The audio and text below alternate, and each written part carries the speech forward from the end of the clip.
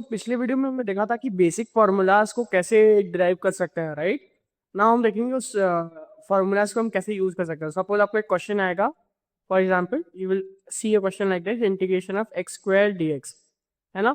ये कौन सा फार्मूला यूज कर सकते हैं यहाँ पे? Obviously this one, integration of x to power n dx which is x to power n plus one upon n plus one plus C, है ना। तो मुझे एक बात बता, इसमें n क्या है? 2 है, राइट। तो मेरे को एक बात बताओ, इसको करोगे कैसे? X to the power 2 ds is nothing but x cube 2 plus 1 upon 2 plus 1 plus c, which again answer is x cube by x cube plus c।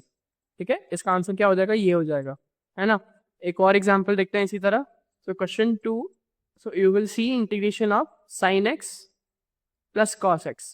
अब बोलोगे सर यहाँ पे प्लस आ गया, आपने प्लस का तो समझाया नहीं। हाँ, तो एक प्रॉपर्टीज ऑफ इंटीग्रेशन होता है। क्या होता है? Properties of integration. तो प्रॉपर्टीज ऑफ इंटीग्रेशन क्या बोलता है आपको? ये चीज समझो, ठीक है। प्रॉपर्टीज ऑफ इंटीग्रेशन बोलता है if two functions are getting added, f of x dx, sorry, so if two functions getting added and they have a common x related term, right।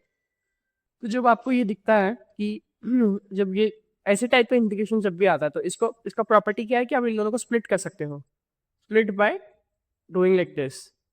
तो आप इन दोनों इंटीग्रेशन को अलग अलग कर सकते हो एंड अलग अलग करने के बाद इन दोनों को सेपरेटली सॉल्व कर सकते हो। तो इसी तरह इस क्वेश्चन में भी हम लोग उसी मेथड को सॉल्व करेंगे। उसी मेथड के थ्रू हम लोग इस क्वेश्चन को सॉल्व करेंगे, which is integration of sin x plus cos x dx, which is nothing but integration of sin x dx, which is minus cos x plus integration of cos x is sin x, तो minus cos x plus sin x plus c। तो ये final answer होगा आपका। एक और example के through समझने की कोशिश करता है जो मैंने ये प्रॉपर्टी समझाया, which is integration of x square plus sine x, है ना।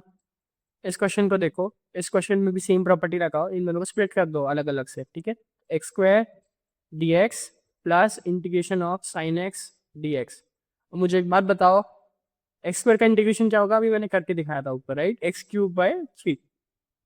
साइन एक्स का इंटीग्रेशन क्या होगा? Minus cos x plus C. तो आंसर क्या आ जाएगा? X cube by 3 minus cos x plus C.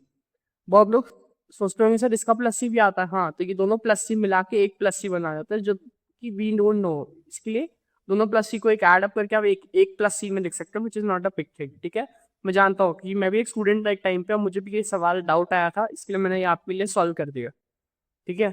Now let's understand आगे के टॉपिक्स को, ठीक है, आगे की प्रॉपर्टीज को। तो प्रॉपर्टी नंबर 2, तो ये बहुत इंपॉर्टेंट प्रॉपर्टी है, विच इज सपोज आपके पास एक इंटीग्रेशन है और एक कांस्टेंट मल्टीप्लाई और एक फंक्शन में, ठीक है। तो ये कांस्टेंट क्या हो जाता है? बाहर आ जाता है। जैसे डिफरेंशिएशन में बाहर आ जाता है, वैसे यहाँ पे भी ये बाहर आ जाता है। तो आप इंटीग्रेट करके आंसर निकाल लो, फिर कांस्टेंट मल्टीप्लाई कर दो। इसको एग्जाम्पल के थ्रू समझेंगे। तो for example integration of 5 e to the power x। मुझे एक बात होता है, 5 इज अ कांस्टेंट, 5 बाहर आ जाएगा, integration of e to the power x dx। e to power x का इंटीग्रेशन क्या होता है? e to power x। तो आंसर क्या जाएगा? 5 e to power x plus c। ना बहुत स्टूडेंट से गलती ये होती है कि वो लोग ना एक ही साथ में सब कुछ लगता है सॉल्व करने, इंटीग्रेशन के अंदर कुछ भी लिखा हो वो लगता है एक ही साथ में सॉल्व करने। सबसे बड़ी गलती ये सारे स्टूडेंट्स की यही होती है। तो तुमको क्या समझना, सुनो मेरा बात ध्यान से सुनना, ये बहुत इंपॉर्टेंट है इंटीग्रेशन को। अगर तुमको बहुत अच्छे एक्सपर्ट होना है, इंटीग्रेशन को करो ब्रेक, पहले ब्रेक करो, उसको स्प्लिट करो बहुत छोटे छोटे पार्ट्स में। स्प्लिट करने के बाद फिर यूज करो formulas and then use your दिमाग अगर कुछ लग रहा है तो, and then come to a final answer. चलेगा इंटीग्रेशन को ब्रेक करके सारे आंसर को इकट्ठा करके जो फाइनल आंसर लिखो, चलेगा, नो प्रॉब्लम। बट एक साथ कम ही मत करना, एक साथ करोगे टाइम वेस्ट होगा, आंसर भी नहीं आएगा, आई थिंक।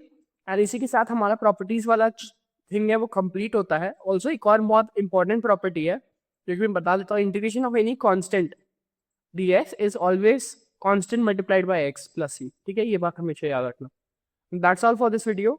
मिलता है हमारी नेक्स्ट वीडियो में। फॉर उस वीडियो में हम सीखेंगे मेथड ऑफ सब्स्टिट्यूशन, जो कि बहुत ज़्यादा वास्ट टॉपिक है, वास्ट एज एन, एंड बहुत ज़्यादा डेंजरस है।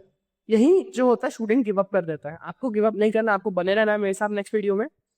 मिलते हैं नेक्स्ट वीडियो में, विल सी कि हम कैसे उस टॉपिक को काउंटर कर पाए, ठीक है।